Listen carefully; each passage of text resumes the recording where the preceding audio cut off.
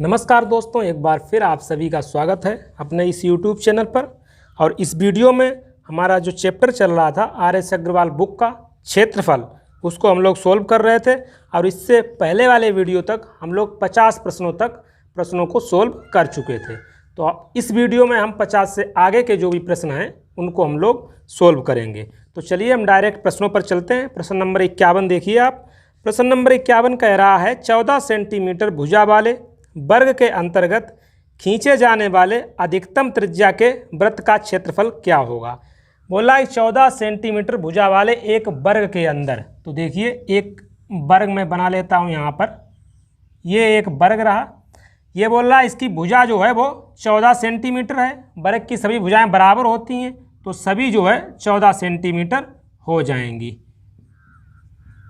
अब बोला इसके अंदर जो है इस वर्ग के अंतर्गत खींचे जाने वाले अधिकतम त्रिज्या के वृत्त का क्षेत्रफल। तो इसके अंदर जो भी वृत्त खींचेंगे वो इस तरीके से बनेगा,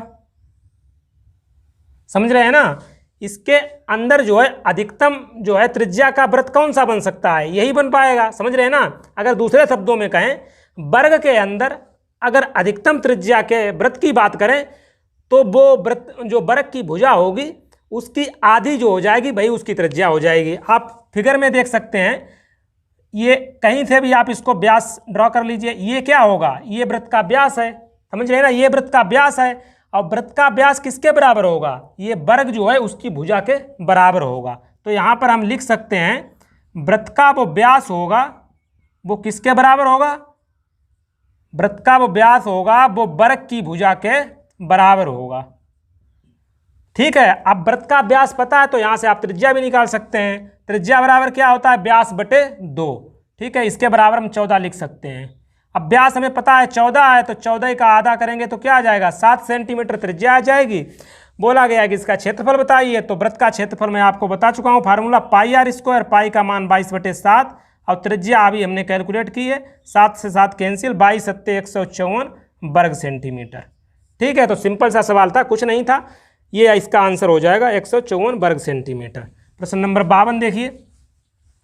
प्रश्न नंबर 52 है 3 मीटर भुजा वाले वर्गाकार फर्श पर 20 सेंटीमीटर बाई 30 सेंटीमीटर साइज के कितने पत्थर लगेंगे। इस तरीके के सवालों को हम लोग पहले भी सोल्व कर चुके हैं, इस सवाल को भी सोल्व करेंगे। देखिए इसमें कंसेप्ट कौन सा लगेगा। 3 मीटर भुजा वाले वर्गाकार फर्श पर, एक वर्गाकार फर्श है जिसकी भुजा 3 मीटर है। ये वर्गाकार फर्श रही, इसकी जो भुजा है वो 3 मीटर है। तो वर्ग की सभी भुजाएं बराबर होती हैं तो ये सभी 3 मीटर हो जाएंगी।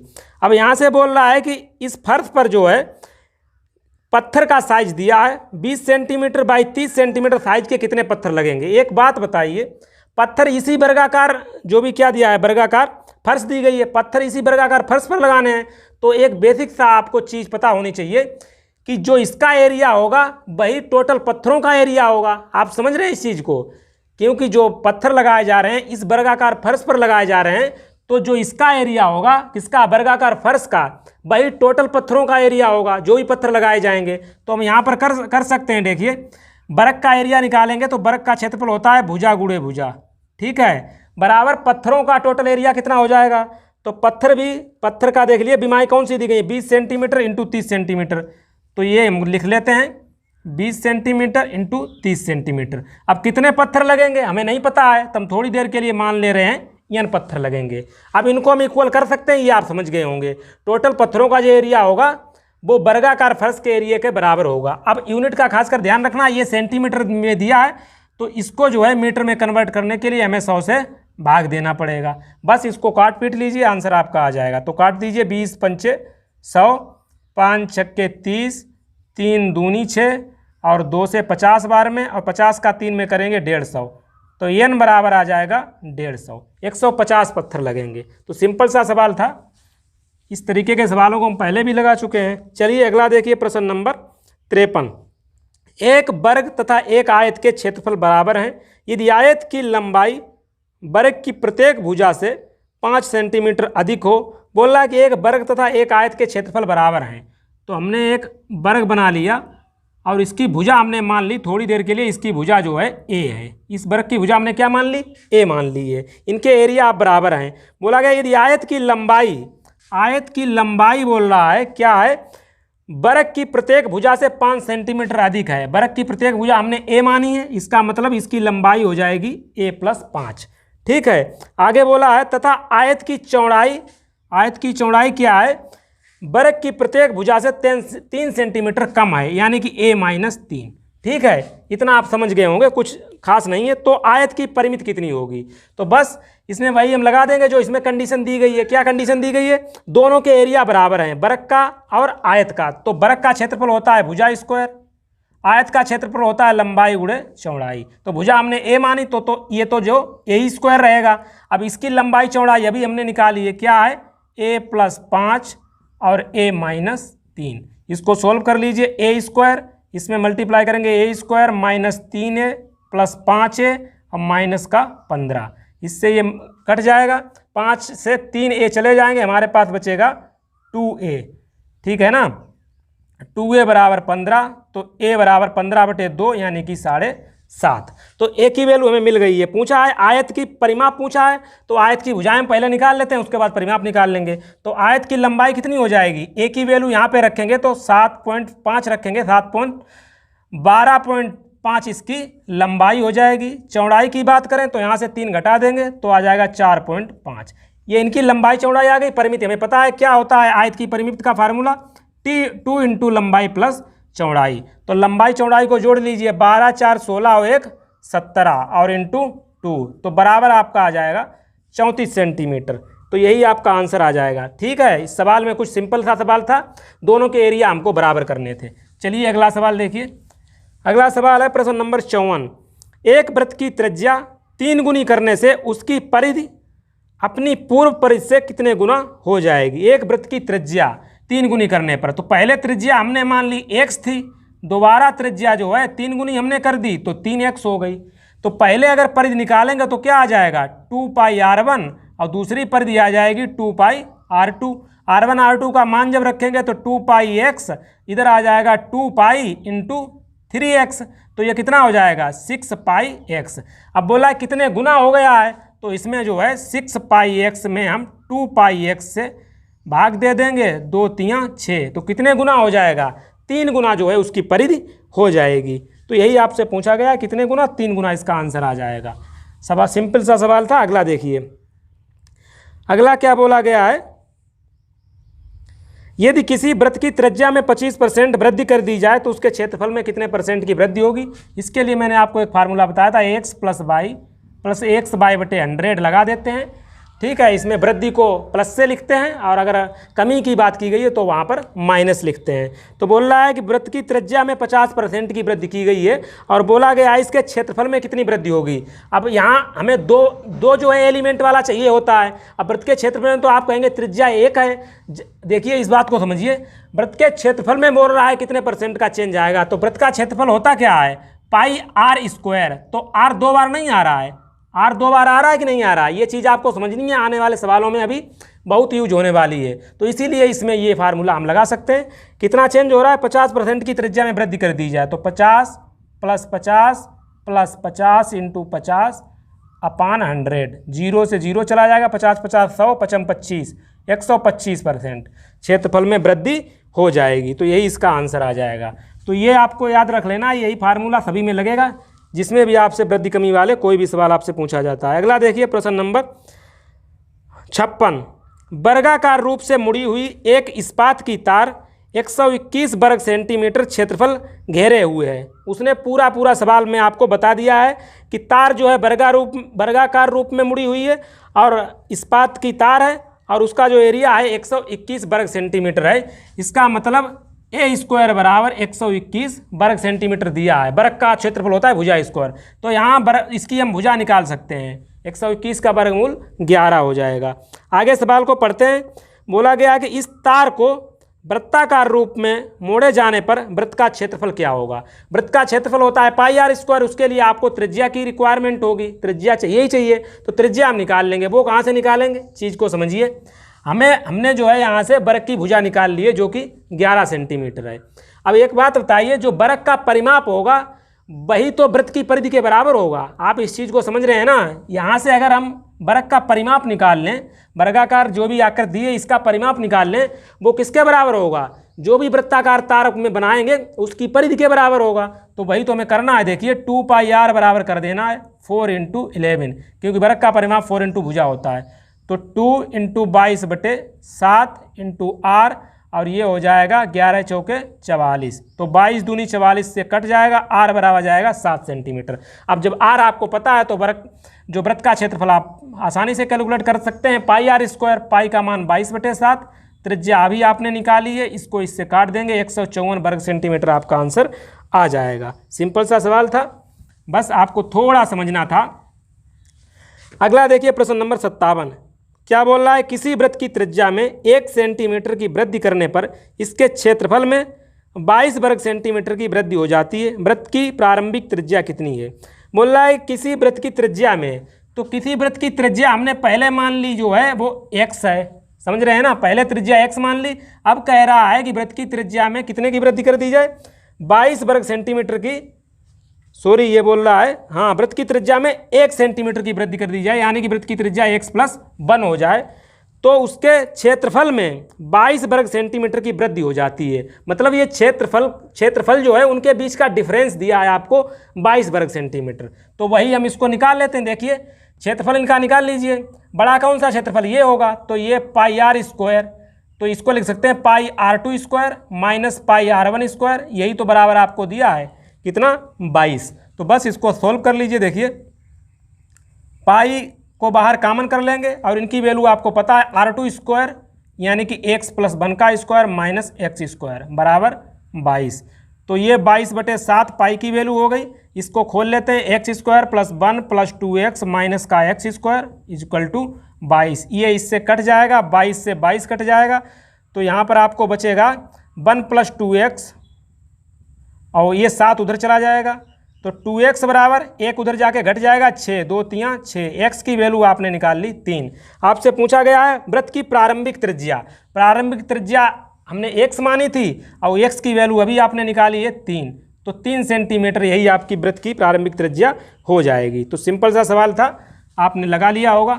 चलिए अगला सवाल देखिए, प्रश्न नंबर 58, एक वृत्त के क्षेत्रफल का मान इसकी परिधि के संख्यात्मक मान का 7 गुना है।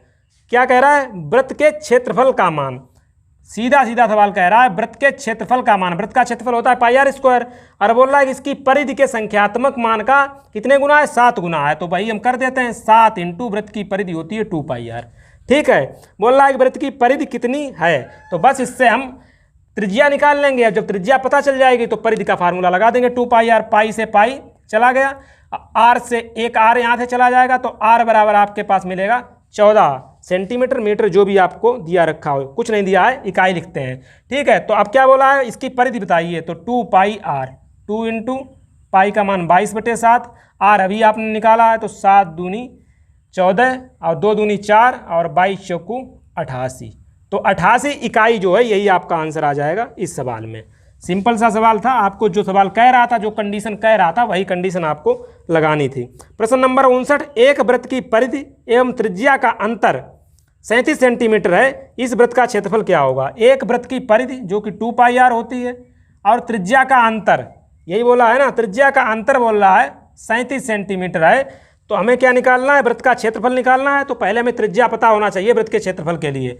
तो इसको हम सोल्व कर लेते हैं। त्रिज्या यहाँ से r कॉमन हमें मिल जाएगा, तो ये 2 पाई को हम लिख सकते हैं 2 × 22/7 माइनस का 1 इक्वल टू 37। तो r ये 22 दूनी 44 हो जाएगा। इसको जब सोल्व करेंगे 7 इधर जाएगा, 44 में से 7 जाएगा तो 37/7 आ जाएगा बराबर 37। 37 से 37 चला गया, 7 उधर जाएगा ऊपर, तो त्रिज्या हमने निकाल ली 7 सेंटीमीटर।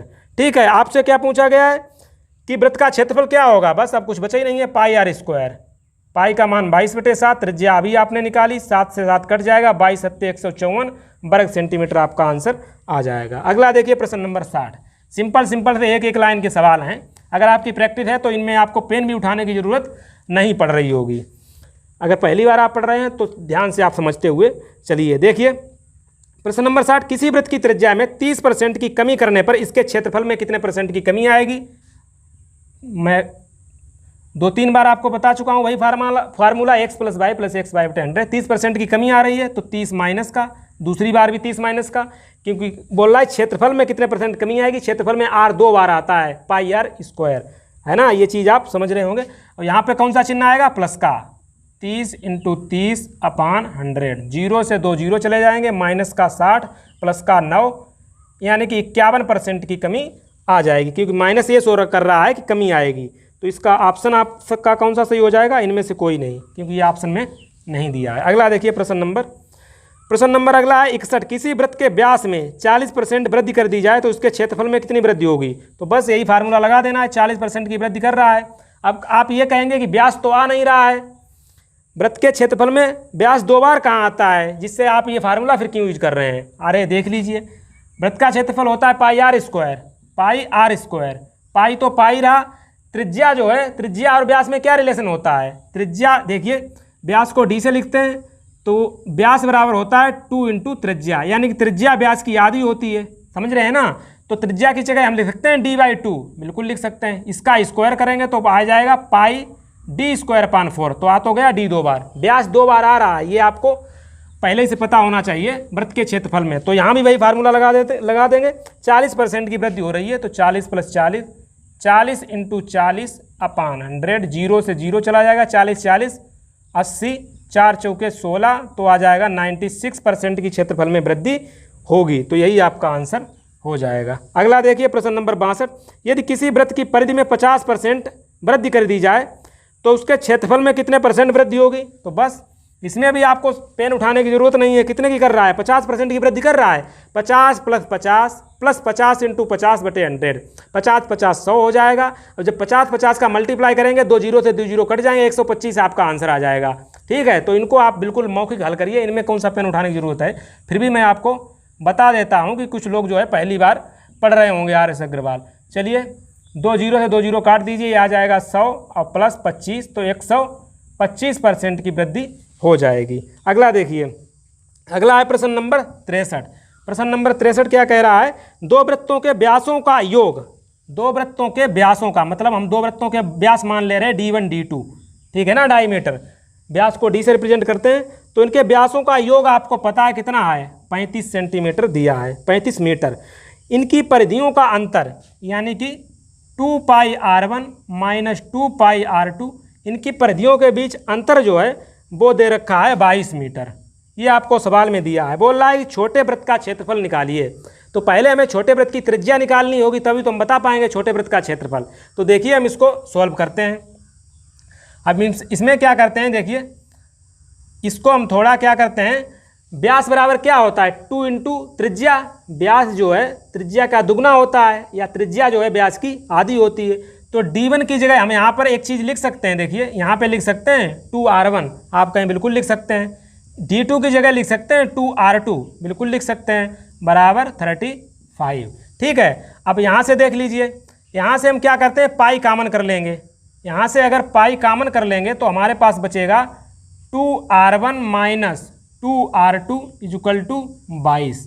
ठीक है, पाई का मान रख दीजिए 22/7 × 2r1 - 2r2 बराबर 22। 22 से 22 कट जाएगा, तो यहाँ पर आ जाएगा 2r1 - 2r2, 7 उधर जाएगा। ये इस तरीके से हमारे पास इक्वेशन बन जाएगा। अब बस इसको सोल्व कर लीजिए, देखिए जोड़ने पर ये कट जाएंगे, ये बन जाएंगे 4r1, 35 और 7 कितना होता है 42। अब r1 बराबर 42/4, इसको और सोल्व करेंगे 21/2, और अगर पॉइंट में निकालना चाहें तो 10.5। ये हमें r1 की वैल्यू पता चल गई। अब हमें r2 की, क्योंकि अभी हमें पता ही नहीं है छोटे वृत्त की त्रिज्या कौन सी है, बड़े वृत्त की त्रिज्या कौन सी है। तो पहले r1 के बाद अब r1 की वैल्यू कहीं भी आप रख सकते हैं। तो r1 की वैल्यू हम कहाँ रख देते हैं, किसी भी इक्वेशन में रख देते हैं। फॉर एग्जाम्पल हम इस इक्वेशन में r1 की वैल्यू रख दीजिए, यहाँ पे रखेंगे r1 की वैल्यू, तो ये हो जाएगा 21 - 2r2 = 7। तो 2r2 बराबर क्या हो जाएगा, ये 7 घट जाएंगे 14 है, तो 2 7 14, यानी कि r1 बराबर आ जाएगा 7, और r2 बराबर अभी आपने निकाला था, कितना निकाला था r2 बराबर, सॉरी ये क्या निकाल रहे हो, ये r2 निकाल रहे हो, r2 बराबर 7 और r1 बराबर अभी आपने निकाला 10.5। तो सवाल में बोला है कि छोटे वृत्त की त्रिज्या, तो छोटा वृत्त कौन सा होगा, जिसकी त्रिज्या कम होगी, समझ रहे हैं ना। तो 7, जिसकी त्रिज्या 7 है उसका एरिया पूछा गया है, तो कुछ नहीं है, पाई आर स्क्वायर, पाई का मान 22/7 और ये 7 × 7, 22 7 154 वर्ग मीटर आपका आंसर आ जाएगा। ठीक है, तो सिंपल सा सवाल था, इस तरीके से आपको लगा लेना था। चलिए आगे देखिए, अगले सवाल की तरफ देखते हैं। अगला सवाल क्या है, प्रश्न नंबर 64। एक पहिए का व्यास दे रखा है, कितना दे रखा है, 1.26 मीटर। ठीक है, एक पहिए का व्यास इतना दिया है, 500 चक्कर लगाने में ये कितनी दूरी तय करेगा। हम शुरुआत से आपको बताते हुए आए हैं, कोई भी पहिया जो वृत्ताकार है वो एक चक्कर में अपनी परिधि के बराबर दूरी तय करता है। तो 500 चक्कर में कितनी दूरी तय करेगा, 500 × परिधि, समझ रहे हैं ना इस चीज़ को। तो एक चक्कर में अपनी परिधि के बराबर दूरी तय करेगा। तो परिधि निकालने के लिए पहले हमें त्रिज्या निकालनी पड़ेगी। तो त्रिज्या होती है व्यास की आधी, इसका आधा करेंगे तो आ जाएगा 0.3 मीटर, ये त्रिज्या आ गई। अब इसकी हम परिधि निकालेंगे, देखिए 2 पाई आर इसकी परिधि होती है, 2 × पाई का मान 22/7 और आर हमारे पास है 0.63। पर ये बोल रहा है कि एक चक्कर में इतनी दूरी तय करेगा, समझ रहे हैं ना, एक चक्कर में। लेकिन सवाल कह रहा है कि 500 चक्कर में कितनी दूरी तय करेगा। तो 500 का गुणा कर दीजिए, इतनी दूरी टोटल तय करेगा 500 चक्कर में। इसको काट दीजिए, आंसर आ जाएगा।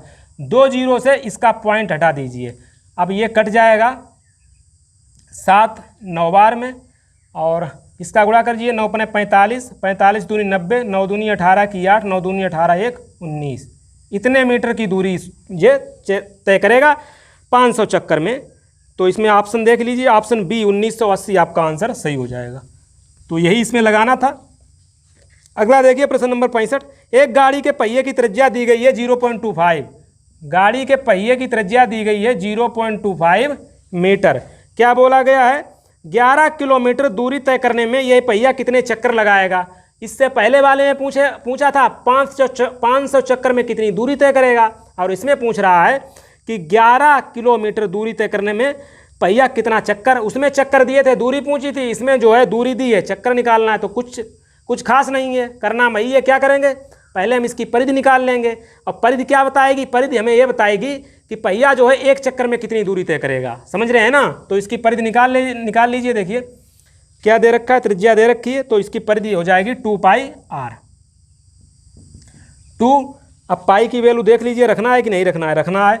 तो पाई की वैल्यू हो जाएगी 22/7 और त्रिज्या आपको दी है 0.25। ये क्या शो कर रहा है, ये शो कर रहा है कि एक चक्कर में इतनी दूरी पहिया तय करेगा। लेकिन बोल रहा है कि 11 किलोमीटर को मीटर में चेंज कर लेते हैं, मतलब 11 किलोमीटर चलने पर पहिया कितने चक्कर लगाएगा। तो इसको इससे अगर डिवाइड कर देंगे तो हमें चक्करों की संख्या पता चल जाएगी। आप समझ रहे हैं ना इस चीज़ को। तो बस इसको इस पर डिवाइड कर दीजिए, ये कितना आ जाएगा, 2 × 22 × 0.25, 7 ऊपर चला जाएगा। अब इसको सोल्व कर लीजिए। देखिए पॉइंट यहाँ से हटा दीजिए, 2 जीरो बढ़ा लीजिए, तो ये कट जाएगा 25 चौके 100, 11 दूनी 22, 2 दूनी 4, 4 10 बार में जाएगा, तो 7000 चक्कर आपके आ जाएंगे। तो यही आपका आंसर आ जाएगा। कितने चक्कर लगाएगा, 7000, ऑप्शन ए सही चला जाएगा। तो इस तरीके से आपको समझ के सभी सवाल लगाने हैं। अगला देखिए प्रश्न नंबर 66। एक पहिए का अर्धव्यास 14 सेंटीमीटर है। अर्धव्यास क्या कह रहा है, अर्धव्यास का मतलब ही होता है त्रिज्या। अर्धव्यास का मतलब क्या होता है, त्रिज्या, जो कि 14 सेंटीमीटर है। 44 किलोमीटर दूरी तय करने में ये कितने चक्कर लगाएगा। भाई घूम फिर के सवाल फिर आ गया, 44 किलोमीटर दूरी तय करने में कितने चक्कर लगाएगा। एक चक्कर में कितना दूरी तय करेगा, अपनी परिधि के बराबर। तो इसकी परिधि निकाल लीजिए, 2 पाई आर 2 × 22/7 × 14, 7 दूनी 14, 22 चौके 88 मीटर। ये क्या आया, 88 मीटर। ये एक चक्कर में इतनी दूरी तय करेगा। लेकिन दूरी टोटल कितनी तय करनी है, दूरी टोटल हमें तय करनी है 44 किलोमीटर। अगर मीटर में चेंज करेंगे तो हमें 1000 से मल्टीप्लाई करना पड़ेगा। लेकिन ये सेंटीमीटर में दिया है तो ये सेंटीमीटर में आएगा। अब मीटर में चेंज कर लिया इतना, अब इसको सेंटीमीटर में चेंज करना पड़ेगा, तो 100 का और मल्टीप्लाई करना पड़ेगा। ठीक है, अब एक जो है चक्कर में इतना चलता है। अब इतना हमें चलने के लिए कितने चक्कर लगाने पड़ेंगे, बस 88 का भाग दे दीजिए। 44 दूनी 88, 2 से 50 बार में चला जाएगा, 50,000 चक्कर। ठीक है, तो इस तरीके से आप इस सवाल को लगा सकते हैं। चलिए अगला सवाल देखिए। अभी तो ये 3-4 सवाल एक ही कॉन्सेप्ट पे बेस्ड थे। अगला सवाल देखिए प्रश्न नंबर कौन सा था ये, ये हमारा 66 था। 67 देखिए, एक पहिया 88 किलोमीटर दूरी तय करने में 1000 चक्कर लगाता है। पहिए की त्रिज्या कितनी होगी? 88 किलोमीटर की दूरी तय करने में कितने चक्कर लगाता है? 1000 चक्कर लगाता है। तो देखिए 1000 जब चक्कर लगाता है, 1000 चक्कर लगाने में कितनी दूरी तय करता है? 88 किलोमीटर। अगर 1000 से मल्टीप्लाई कर देंगे तो इतने मीटर, समझ रहे हैं ना। तो जीरो से ये जीरो से कट जाएगा। यहाँ से एक चीज़ आपको पता चल गई, एक चक्कर में जो दूरी तय करेगा ना, कितनी तय करेगा? 88 मीटर। एक चक्कर में कितनी दूरी तय करेगा? 88 मीटर। अब यही तो हमारी त्रिज्या है, समझ रहे हैं ना। इस चीज़ को मैं बार बार आपको बता रहा हूँ, एक चक्कर में जो दूरी पहिया तय करेगा वही तो उसकी परिधि होगी। तो यही तो परिधि है, 2 पाई r बराबर 88। अब इसको सोल्व कर लेते हैं। 2 × 22/7 × r बराबर 88। 22 दूनी 44, दूनी 88, r बराबर 7 उधर जाएगा, 14 जो भी दे रखा हो मीटर सेंटीमीटर। कितने दे रखा है? 14 मीटर आपका आंसर आ जाएगा। तो ये आपको इस तरीके से लगा लेना है। अगला देखिए, आपको मैं बार बार कह रहा हूँ एक चीज़, क्या कह रहा है? कोई भी पहिया एक चक्कर में अपनी परिधि के बराबर दूरी तय करेगा। इसको देख लीजिए। मैं आपको अगर कन्फ्यूजन हो रहा हो, जो भी पहली बार पढ़ रहे हो उनको थोड़ा बहुत हो रहा होगा, अगर जो लोग पढ़ चुके हैं उनको तो कोई प्रॉब्लम नहीं हो रहेगी। देखिए एक पहिया जो है ये इस तरीके से चलना प्रारंभ हुआ, इस तरीके से चलना प्रारंभ हुआ, ठीक है। इस पॉइंट से इस तरीके से जब चलेगा, जब वापस यहीं पे आ जाएगा तो यही तो परिधि होगी। अब यही परिधि होगी, यही उसका एक पूरा चक्कर हो जाएगा, समझ रहे हैं ना। तो यही मैं आपको बता रहा हूँ कि एक चक्कर में पहिया अपनी परिधि के बराबर दूरी तय करता है। अगला देखिए सवाल, देखिए प्रश्न नंबर 68। 68वां सवाल क्या कह रहा है? एक वृत्त के अंतर्गत एक वर्ग खींचा जाता है और इसी त्रिज्या के अर्धवृत्त के अंतर्गत एक वर्ग खींचा जाता है। दोनों वर्गों के क्षेत्रफलों का अनुपात पूछा गया है। तो बोला गया है सवाल में, आप सवाल को समझिए। एक वृत्त के अंतर्गत, हमने यहाँ पर फिगर बना लिया, एक वृत्त के अंतर्गत एक वर्ग खींचा जाता है, ठीक है। और इसी त्रिज्या का, त्रिज्या समान है, और इसी त्रिज्या के एक अर्धवृत्त में भी एक वर्ग खींचा जाता है। अब इस वर्ग का क्षेत्रफल और इस वर्ग के क्षेत्रफल में आपको रेशियो बताना है। तो बता देंगे, देखिए समझिए सवाल को, अच्छा सवाल है। तो क्या कह रहा है इस सवाल में? आपको कुछ नहीं पता है, सिर्फ इसकी त्रिज्या पता है। वो भी पता नहीं, हमने मानी है, इसकी त्रिज्या r मान ली है, क्योंकि ये बताया गया कि त्रिज्या दोनों की समान है। ये वृत्त है और ये अर्धवृत्त है, और दोनों में वर्ग जो बना है उनके क्षेत्रफल का रेशियो बताना है। इसकी त्रिज्या हमने r मान ली, तो इसकी भी त्रिज्या r हो जाएगी, ठीक है ना। यहाँ से यहाँ तक यही तो त्रिज्या होती है, ये त्रिज्या है, ये भी त्रिज्या है, ये सभी त्रिज्याएं होती हैं, ये भी त्रिज्या है। तो यहाँ से इसका पहले हम निकाल लेते हैं। इस वर्ग का अगर एरिया निकालने के लिए हमें क्या चाहिए होगा? वर्ग का क्षेत्रफल निकालने के लिए या तो हमें विकर्ण पता हो या हमें भुजा पता हो, तो हम तुरंत लगा देंगे। अगर भुजा पता है तो इसका क्षेत्रफल हो जाएगा भुजा स्क्वायर, अगर विकर्ण पता है तो हो जाएगा क्षेत्रफल विकर्ण स्क्वायर बटे 2। तो यहाँ से देखिए हम विकर्ण निकाल सकते हैं किस तरीके से। यहाँ से यहाँ तक त्रिज्या r है तो ये भी r हो जाएगी, दोनों त्रिज्याएँ हैं। तो विकर्ण की अगर बात की जाए तो ये 2r हो जाएगा, आप समझ रहे हैं ना। इस वर्ग के विकर्ण की बात की जाए तो क्या हो जाएगा? विकर्ण, विकर्ण जो है क्या हो जाएगा? 2r हो जाएगा। तो इस वर्ग का एरिया आप निकाल सकते हैं कैसे? विकर्ण स्क्वायर बटे 2, फार्मूला मैं आपको बता चुका हूं। तो इसका आ जाएगा विकर्ण स्क्वायर बटे 2, यानी कि 2r का स्क्वायर बटे 2। अब इसका जब और सोल्व करेंगे तो बन जाएगा ये 4r स्क्वायर बटे 2, ठीक है। इससे इसको काट देंगे तो आ जाएगा 2r स्क्वायर। तो इसका हमने एरिया निकाल लिया 2r स्क्वायर। अब इस वाले वर्ग का एरिया और निकालना है, तभी तो हम रेशियो बता पाएंगे। तो इसका निकालने के लिए देखिए हम कुछ करते हैं, इसमें आपको कुछ मानना पड़ेगा। हम वर्ग की भुजा हमें माननी पड़ेगी, समझ रहे हैं ना, तभी तो निकल पाएगा। तो यहाँ से हम वर्ग की भुजा माने ले रहे a, और वर्ग की सभी भुजाएं बराबर होती हैं तो ये भी बराबर होगा। तो ये हाफ हो जाएगा a/2, ठीक है ना। ये वृत्त का केंद्र है तो ये दोनों आधे आधे हो जाएंगे। अब यहाँ से हम क्या निकाल सकते हैं, एक चीज़ आप समझिए। ये देखिए यहाँ पर हम पाइथागोरस प्रमेय लगा सकते हैं, पाइथागोरस प्रमेय लगा सकते हैं, क्योंकि वर्ग में जो है 90 डिग्री का कोण बनता है। ये वाला 90 डिग्री का होगा, ये भी 90 डिग्री का होगा। तो यहाँ से पाइथागोरस प्रमेय लगा दीजिए तो क्या बन जाएगा? कर्ण का स्क्वायर r स्क्वायर बराबर ये लंब का वर्ग धन आधार का वर्ग, यानी कि a स्क्वायर प्लस a/2 का स्क्वायर। तो इसको सॉल्व कर लेंगे तो r स्क्वायर बराबर आ जाएगा a square plus a square बटे 4। और थोड़ा सॉल्व करेंगे तो r स्क्वायर 4 × 4 = 5 a स्क्वायर बटे 4। ये हमें यहाँ से निकल के आ गया r स्क्वायर का मान, ठीक है ना। पर हमें r स्क्वायर नहीं चाहिए, हमें इसकी भुजा चाहिए, क्योंकि वर्ग का क्षेत्रफल निकालने के लिए क्या लगाओगे? भुजा स्क्वायर या विकर्ण का स्क्वायर। तो यहाँ से जो है हम इसकी भुजा निकाल ले रहे हैं। तो कर दीजिए क्रॉस मल्टीप्लाई, 4 इधर जाएगा, 4r² और नीचे 5। तो बस अगर इसके एरिया की बात करें, इसमें आप क्या सूत्र लगाएं, भुजा स्क्वायर, तो भुजा स्क्वायर की आपको वैल्यू पता है। तो बस अब आपको रेशियो निकालना है, तो इसका एरिया आप पहले निकाल चुके हैं 2r², इसका अभी आपने निकाला है, इसका आपने क्या निकाला है 4r²/5।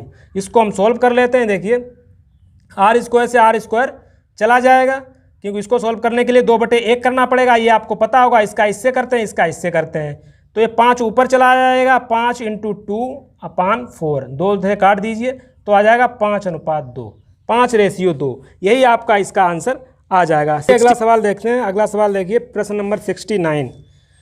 प्रश्न नंबर 69 है, 15 रुपये प्रति मीटर की दर से एक वृत्ताकार प्लाट की बाड़ लगाने का खर्च 3300 रुपये है। इस प्लाट का फर्श 100 रुपये प्रति वर्ग मीटर की दर से पक्का कराने का खर्च कितना होगा। तो सवाल को समझिए, 15 रुपये प्रति मीटर की दर से एक वृत्ताकार प्लाट की बाड़ लगाने का खर्च कितना है, 3300 रुपये है। तो यहाँ से ये बताइए, इसका ये जो खर्चा दिया है ये इसकी परिधि का दिया गया है, क्योंकि वृत्ताकार पार्क है ना, या इसके एरिया का दिया गया है। अगर आप ध्यान से पढ़ेंगे 15 रुपये प्रति मीटर, यानी कि इसकी परिधि का जो है वो खर्चा आपको दे रखा है। तो इसकी परिधि निकाल सकते हैं 15 रुपये प्रति मीटर की दर से। तो परिधि क्या हो जाएगी, इसकी परिधि हो जाएगी 2πr। जो भी खर्चा दे रखा है उसमें अगर 15 से भाग दे देंगे तो हमारे पास इसकी परिधि निकल के आ जाएगी। इस चीज़ को आप समझ रहे हैं ना। क्या इसमें हमने बताया कि परिधि निकालने के लिए जो भी खर्चा दिया है उसमें हम 15 से भाग दे देंगे। अगर थोड़ा आप पीछे जाके सोच सकते हैं तो आप इसको आसानी से इस चीज़ को सोच सकते हैं जो हम बताना चाहते हैं। क्योंकि परिधि कैसे निकलेगी, जो भी खर्चा दिया है 15 से भाग दे देंगे, क्योंकि जो हमने खर्चा निकाला होगा तो पहले क्या निकाला होगा, उसका परिमाप निकाला होगा। फिर जो भी उसका जो खर्चा दे रखा है 15 रुपये प्रति मीटर की दर से 15 का गुणा किया होगा, तभी तो ये टोटल आया होगा 3300 रुपये।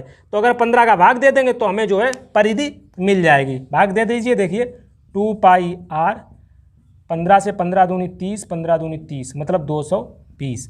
220 जो है इसकी परिधि आ जाएगी। तो यहाँ से त्रिज्या निकाल लीजिए, 2 × 22/7 × r बराबर 220। 22 से काट देंगे 10 बार में चला जाएगा, 2 से काटेंगे 5 बार में, तो r बराबर 7 उधर जाएगा 35। r बराबर 35 क्या, मीटर सेंटीमीटर मीटर। तो त्रिज्या हमें मिल गई है 35 मीटर। बोला गया इस प्लाट का फर्श 100 रुपये प्रति वर्ग मीटर की दर से, यहाँ पर वर्ग मीटर बोला गया कि इसका अब एरिया की बात कर रहा है, ठीक है ना। इस प्लाट का फर्श जो है 100 रुपये प्रति वर्ग मीटर की दर से पक्का कराने का खर्च आपसे पूछा गया है। तो यहीं से आप इस सवाल को पकड़ सकते हैं, 100 रुपये प्रति वर्ग मीटर की दर से, यानी कि इसका एरिया निकालना है, 100 का गुणा करना है, आपको टोटल खर्चा आ जाएगा।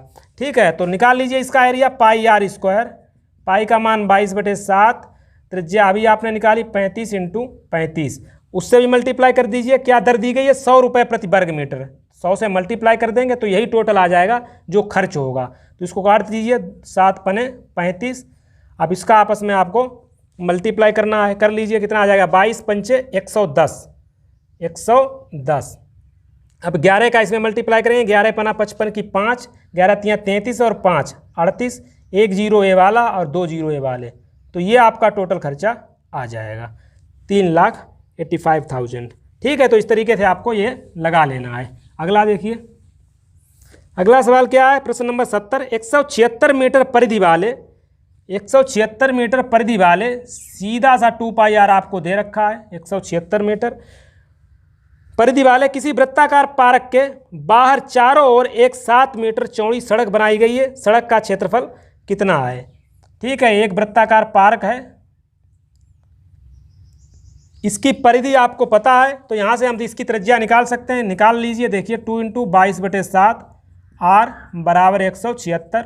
तो 22 8 176, 2 चौके 8। अब r बराबर 7 उधर जाएगा 28।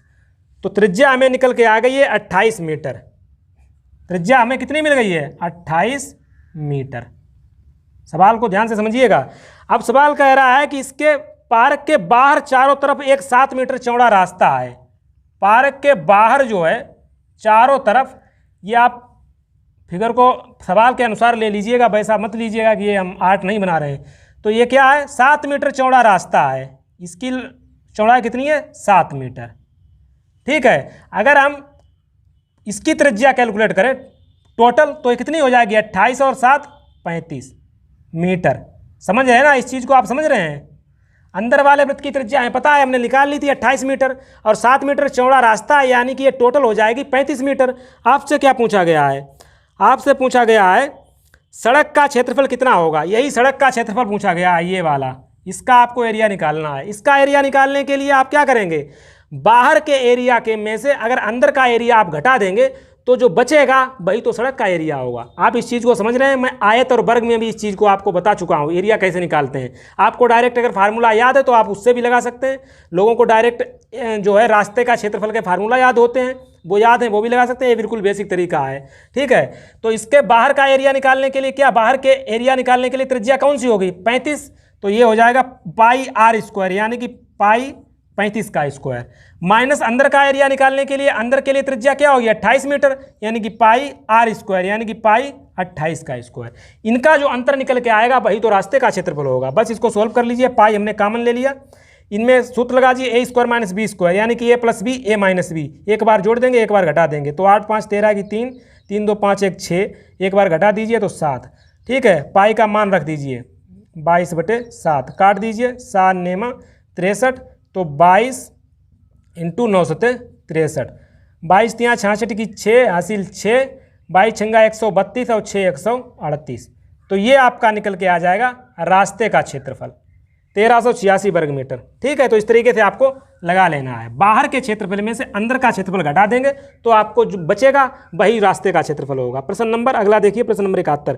एक आयत का क्षेत्रफल 21 सेंटीमीटर त्रिज्या वाले एक वृत्त के क्षेत्रफल के समान है। आयत की लंबाई तथा चौड़ाई का अनुपात 14:11 है। आयत की लंबाई और चौड़ाई का अनुपात आपको दे रखा है 14:11, और एक कंडीशन दी गई है, आयत का क्षेत्रफल जो है वो 21 सेंटीमीटर त्रिज्या वाले वृत्त के क्षेत्रफल के बराबर है। यानी कि आयत का क्षेत्रफल लंबाई गुणे चौड़ाई की बात करें तो वो उस वृत्त के क्षेत्रफल के बराबर है जिसकी त्रिज्या 21 सेंटीमीटर है। यानी कि पाई आर स्क्वायर की बात करें तो यहाँ पर दे रखा है 21, ठीक है ना। ये आपस में बराबर है, ये सवाल में दे रखा है। तो इसको L इंटू बी निकाल लीजिए। L इंटू बी बराबर कितना हो जाएगा, पाई का मान रख दीजिए 22/7, ये 21 इंटू 21, ठीक है। इसको सोल्व कर लीजिए, 7 तियाँ 21, तो L इंटू बी बराबर आपका निकल के आ जाएगा कितना, ये 22 तियाँ 66 हो जाएगा, 21 का इसमें गुणा कर दीजिए, 66 में 21 का गुणा कर देंगे तो कितना आ जाएगा, 21 का डायरेक्ट कर दिए, 21 छंगा 126 की 6 हासिल 12, 21 छंगा 126, तो आ जाएगा 6 2 8 2 1 3, 1386। L इंटू बी बराबर 1386 आ जाएगा। जबकि हमें L की अगर वैल्यू निकालना चाहें, रेशियो पता है, तो यहाँ से लंबाई जो है 14x और चौड़ाई कितनी हो जाएगी 11x, क्योंकि रेशियो से जब हम अलग अलग करते हैं तो कोई ना कोई कांस्टेंट लेना पड़ेगा। तो यही वैल्यू यहाँ पर रख दीजिए, देखिए 14x इंटू 11x बराबर 1386। तो इसको काट देंगे, देखिए कट जाएगा, 11 से काट दीजिए, 11 एकन 11, बचेगा आपके पास 2 28, 11 दूनी 22, 6 28, 6 बार में चला जाएगा, 11 छंगा 66, 14 से काट दीजिए, 14 कितनी बार चले जाएगा, 14 पंचे 77, 14 नेमा 126, 9 बार में चला जाएगा। तो यानी एक्स स्क्वायर बराबर आपका 9 आ जाएगा। तो एक्स बराबर कितना आ जाएगा 3। एक्स की वैल्यू निकाल लिया आपने, क्या बोला गया, इसकी परिमिति आप निकाल सकते हैं क्योंकि एक्स की वैल्यू पता है। तो यहाँ से लंबाई कितनी हो जाएगी 14 तियाँ 42, चौड़ाई कितनी हो जाएगी 11 तियाँ 33। तो इसका परिमित क्या होता है 2 इंटू लंबाई प्लस चौड़ाई। तो 2 इंटू लंबाई आपके पास 42 है और चौड़ाई आपके पास 33 है। इसको सोल्व कर लीजिए, 3 2 5, 4 3 7 इंटू 2 यानी कि 150, ठीक है। यही इसकी परिमिति आ जाएगी 150 सेंटीमीटर। तो ये इसका आंसर हो जाएगा। ये यहाँ पे शायद हमने थोड़ा गलती ये कर दी है, यहाँ पे हमको गुणा करना नहीं था क्योंकि उसमें थोड़ा टाइम गया है। गुणा न करने की बजाय यहाँ पे डायरेक्ट आप इसकी वैल्यू रख के डायरेक्ट काट सकते थे। बाद में हमें पढ़ना लास्ट में जो हमें क्या करना पड़ा, काटना ही पड़ा। तो हमें गुणा जो है करने का कोई फ़ायदा नहीं मिला। तो आप गुणा ना करें तो जो है और फास्ट कर सकते हैं कैलकुलेशंस को। चलिए अगला देखिए, अगला है प्रश्न नंबर 72। एक वृत्त की परिधि 100 सेंटीमीटर है। इस वृत्त के अंतः वृत्त की प्रत्येक भुजा की माप ज्ञात कीजिए। एक वृत्त की परिधि जो है 100 सेंटीमीटर है। एक वृत्त है, इसकी परिधि आपको दी है, यानी कि 2 पाई r आपको दिया है 100 सेंटीमीटर। अब सवाल कह रहा है कि इसके अंतः वर्ग, मतलब इसके अंदर एक वर्ग बना है, ये वर्ग रहा। अब क्या पूछा गया, अंतः वर्ग की प्रत्येक भुजा, इसकी प्रत्येक भुजा आपको पूछी गई है। तो प्रत्येक, क्योंकि वर्ग की सभी भुजाएं बराबर होती हैं, तो एक भुजा निकाल लेंगे तो सभी भुजाएं मिल जाएंगी। हमने इनकी भुजा x मान ली।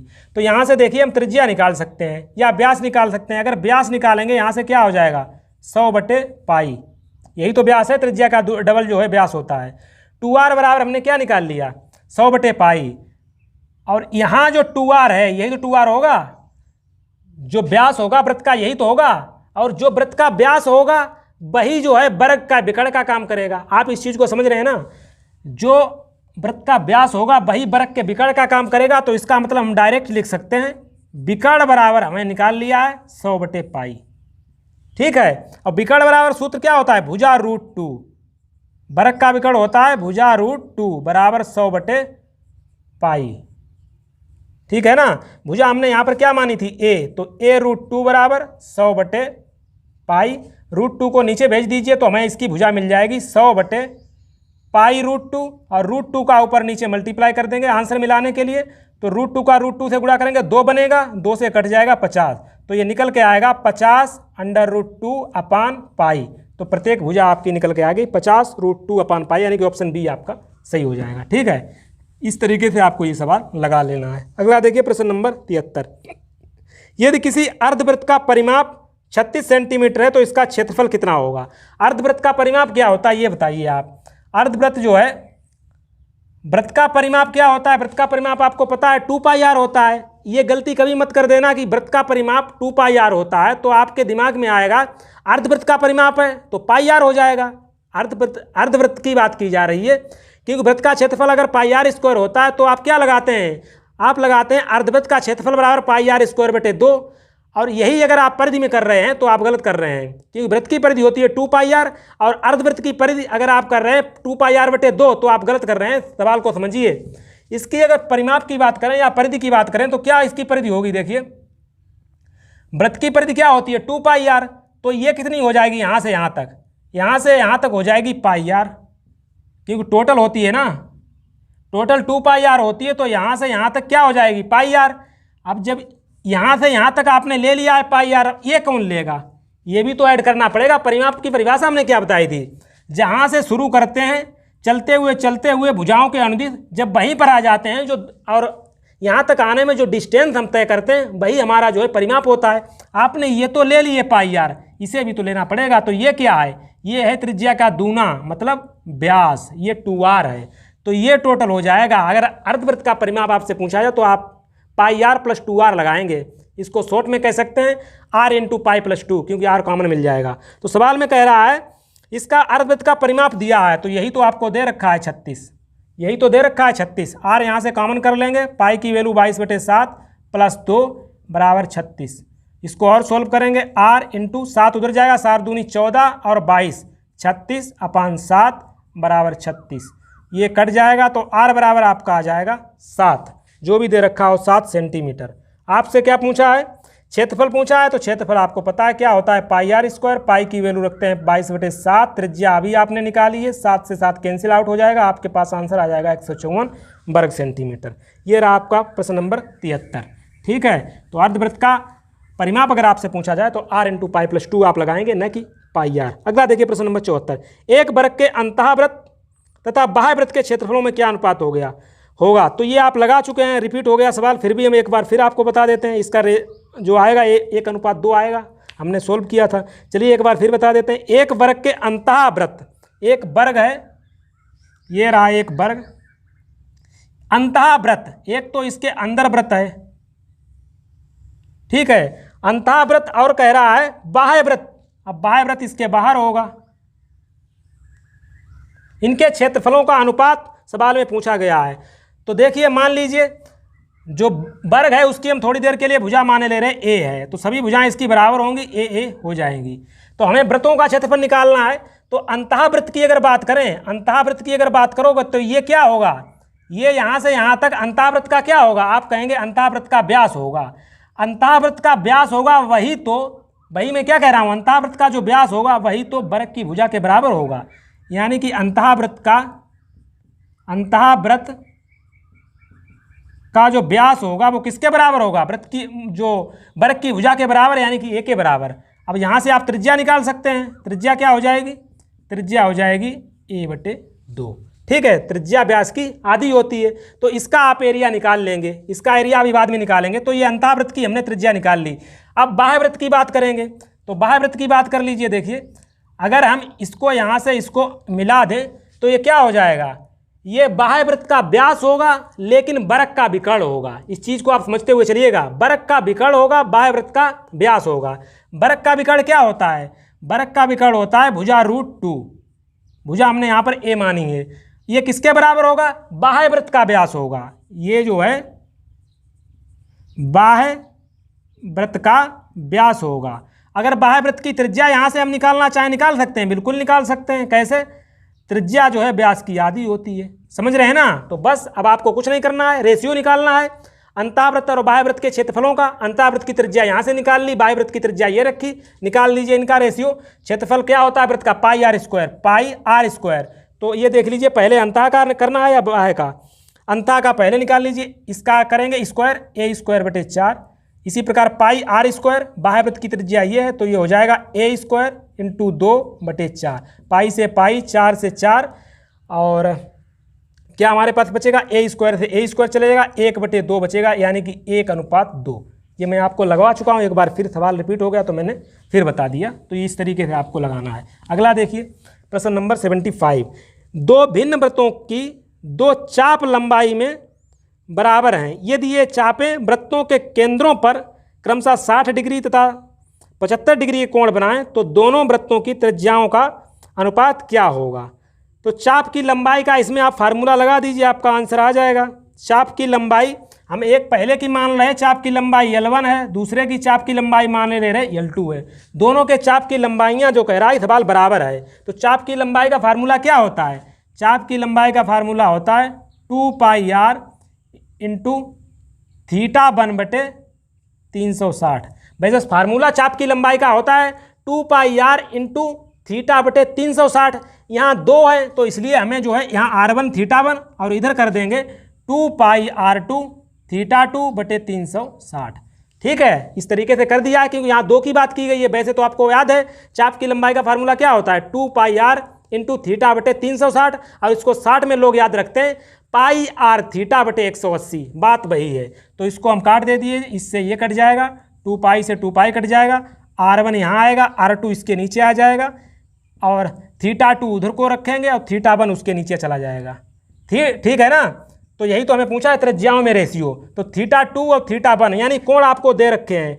θ2 है 75, दूसरा वाला कोण, पहला है 60। काट दीजिए, 15 × 5 75, 15 × 4 60, यानी कि त्रिज्याओं में जो आपका रेशियो आएगा 5:4 जो है आपका आंसर हो जाएगा। ठीक है, ऑप्शन डी आपका। तो इस तरीके से आपको ये लगाने हैं। तो इस वीडियो में हम इतना ही रखते हैं। 75 सवाल आपके कंप्लीट हो चुके हैं मेंसुरेशन के, RS अग्रवाल बुक के। और नेक्स्ट वीडियो में जो है, क्योंकि वीडियो ज़्यादा बड़ा ना हो जाए इसलिए जो है हम 25 सवाल रखते हैं। नेक्स्ट वीडियो में इससे आगे के सवाल जो भी बचे हैं, टोटल सवाल हमारे पास हैं 114। तो कोशिश करेंगे अगले वीडियो में कंप्लीट कर देंगे आपका पूरा क्षेत्रफल। ठीक है, जो भी सवाल बचे हैं वो अगले वाले वीडियो में हम लोग कंप्लीट करते हैं। अगर आपको चीज़ें समझ में आ रही हैं तो चैनल को सब्सक्राइब कर लीजिए, वीडियो को लाइक करिए। नेक्स्ट वीडियो में मिलते हैं। थैंक